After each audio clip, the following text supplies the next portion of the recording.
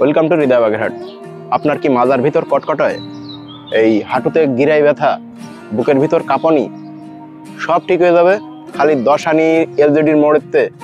আপনারা পুরো বাগেরহাট শহরটা রিক্সায় একটা চক্কর দেবেন, সব ঠিক হয়ে যাবে।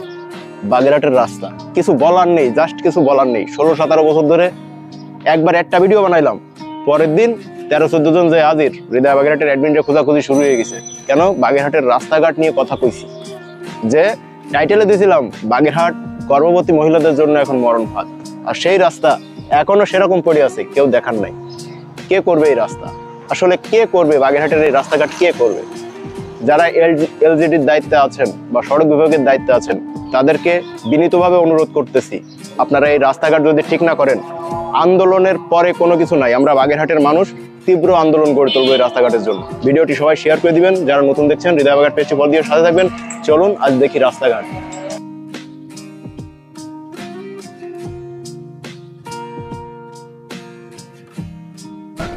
আসসালামু আলাইকুম বড় ভাই, একটু এই পাশে যদি আসেন,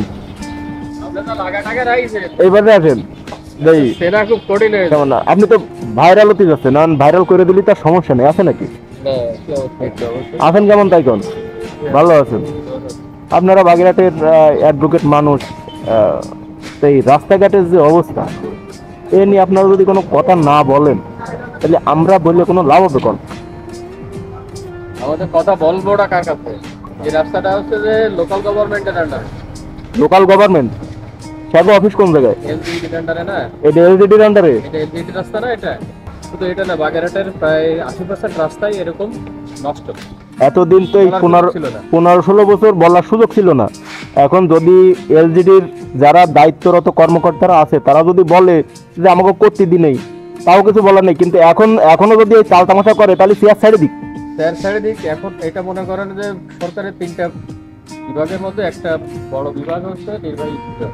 নির্বাহী বিভাগের আন্ডারে সবকিছু, মন্ত্রণালয়ের আন্ডারে। এটা বিচার বিভাগের আন্ডারে না, আইন বিভাগের আন্ডারে না, নির্বাহী বিভাগের আন্ডারে। নির্বাহী বিভাগের যারা কর্মকর্তা কর্মচারী আছে, এখনো তাদের ভিতরে সেই পূর্বের সেই তাদের কাছে যে তেল মারবে সে এখনো তারা অপেক্ষা করে।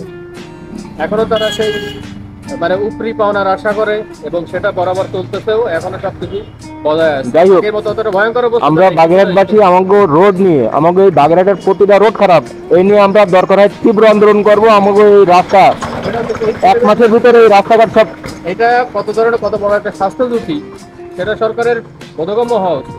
সেটা সেই ব্যাপারে সরকারের পদক্ষেপ থাকা উচিত, গুরুত্ব থাকা উচিত। গুরুত্ব করতে থাকে। ঠিক আছে, যারা করবে তারাই। ওকে, ধন্যবাদ, ভালো থাকেন। আপনার কথাটা ভালো লাগছে, এটা আমি আমার পেজে তুলে ধরবো। নির্বাহী বিভাগকে সজাগ করতে হবে, নির্বাহী বিভাগকে বাধ্য করতে হবে এগুলো কমপ্লিট করে দেওয়ার জন্য। এবং এর কথা আছে, এই যে যারা এইগুলো নিছিল, কন্ট্রাক্টগুলো যারা নিছিল, কিন্তু কন্ট্রাক্টে হয়েছে আগে, টেন্ডারগুলো যারা নিছিল, তারা হয়তো এখন পলাতক হচ্ছে। আচ্ছা আচ্ছা, যার কারণে এই কাজের একটা আলাদা আসলে ফাইলের ভিতর আটকা পড়ে যেতে পারে। তো প্রিয় ভিউয়ার্স, আসলে বাগেরহাটের এই রাস্তা নিয়ে বলার মতো কোনো ভাষা নেই। মনের ভিতর তীব্র ক্ষোভ, প্রতিটা মানুষের ক্ষোভ। আসলে আর কত সহ্যের একটা সীমা থাকা উচিত।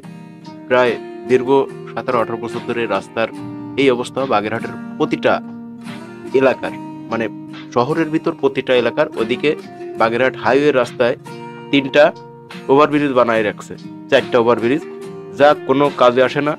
সব টাকা নষ্ট করে রেখে দিছে। বাগেরহাটে এত মসজিদ, মডেল মসজিদ একটা করে থুয়ে দিছে, কোনো কাজে আসতেছে না।